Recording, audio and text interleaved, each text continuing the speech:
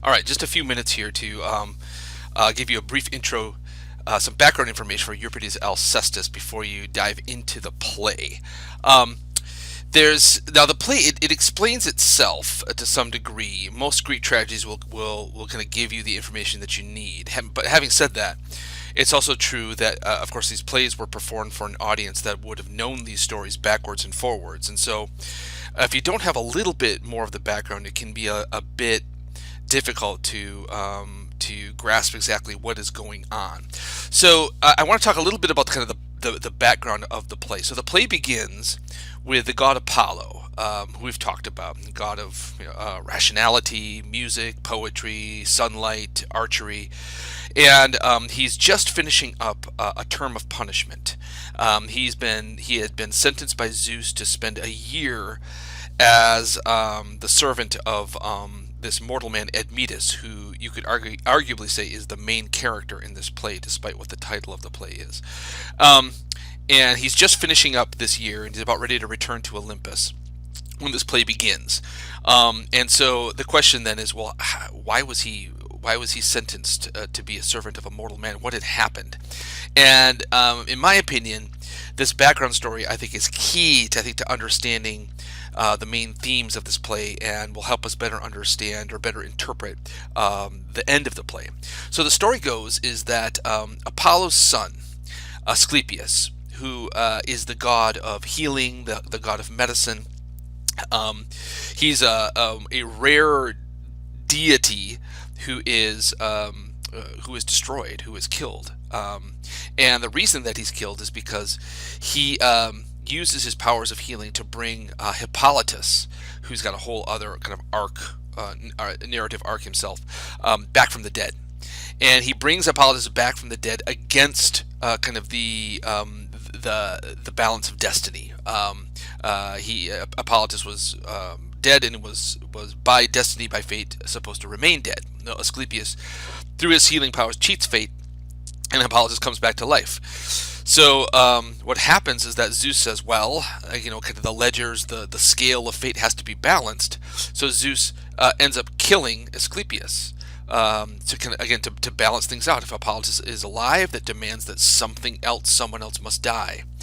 So Asclepius, Apollo's own son, is killed because of this. Well, this makes Apollo very, very angry.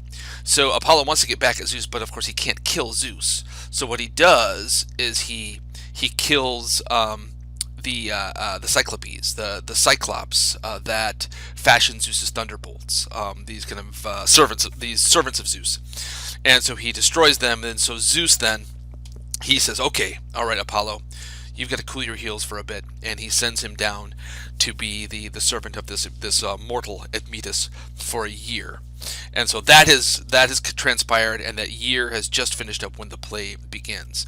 Now, kind of one of the enduring questions about this play is, what is it? If you remember from the brief lecture on Euripides, one of the things that made Euripides difficult for early audiences was that he seemed to play with genre. He seemed to revel in upending the expectations of his audience, and this play is one, I think, a clear example of that. So what is it? Is it a straight up tragedy? Is it more comedic? And here, not necessarily comedy in that it makes us laugh, but comedy in that it's about if tragedy is about death, then comedy is about life. Although I think there are some kind of traditional comic aspects in this play, in a modern sense of that word. But it is one of these plays. One of the things that makes this play a favorite of mine personally is that it mixes these elements so interestingly and so maddeningly and confusingly. Another thing that people have pointed to is, we know from kind of lists of the order in which plays were performed, that the Alcestis was performed in the fourth slot. If you remember from the lecture on tragedy, a tragedian at the Dionysian festival would perform three plays, three tragedies, and that would be followed by a short satyr play. Kind of was kind of a dirty, ribald, kind of sex-themed comedy at the end, before the next tragedian would put on his plays. And we know from lists that Alcestis, for whatever reason, was performed in that fourth slot. Now, it's not a satyr play. And so this has caused critics to wonder, what does this mean, right? What was Euripides doing? Was this just another way of him upending expectations? Is that the audience was expecting kind of the comic satyr play, and here Euripides trots out yet another tragedy? Or is it the fact that it was performed in the fourth slot kind of a signal to us that we're meant to take it as a comedy, because that fourth slot was reserved for comedies? It's hard to tell, but keep that in mind as you read this play and think about this play. Heracles as a comic figure. Yeah, so Heracles, or Hercules, shows up in this play. He comes along wandering, and he shows up at Admetus' house, kind of in the middle of all of this crap that Admetus is dealing with, which you'll read about. And Heracles here shows up as kind of a quintessential comic figure. Now, we'll talk about Heracles soon in this class, and we'll discuss him mostly as a heroic character, this suffering hero who goes through his 12 labors and is kind of this everyman that human beings can relate to and such. He definitely has that side of his persona.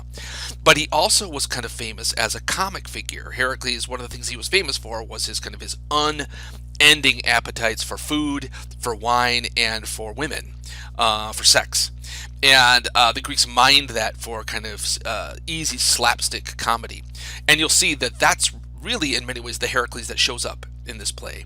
He comes to Admetus and he's expected to be hosted and put up there and to be brought food and wine and to chase women around, and it causes a big problem in this play.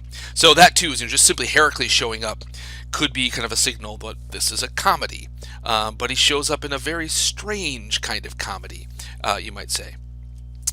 And then I think everything kind of boils down to kind of the end of the play. I'm not going to say much about it here because I want you to read it for yourself. But the play ends with kind of a dramatic reversal of fortune. That is a very kind of unexpected thing happens, and I think that how you interpret the end of the play will depend on whether you see this as a tragedy or as a comedy. So when you get to the end of the play, ask yourself, did you read it as a kind of as a happy kind of a safety valve that's been released that kind of overturns all of the awfulness of what had preceded it, or is it kind of a darkly haunting, eerie kind of ending that, while it might on the surface seem to be kind of comic in that it's life embracing, it really suggests that no, there's more tragedy to come beyond the action of this play. All right, so give it a read, see what you think, give a thoughtful response in the discussion forum, and when it's all said and done, I'll try to put something up that gives you my own particular thoughts on it, and I hope you enjoy it. I think it's really quite a wonderful play, and it still reads very, very modernly. All right, see you soon.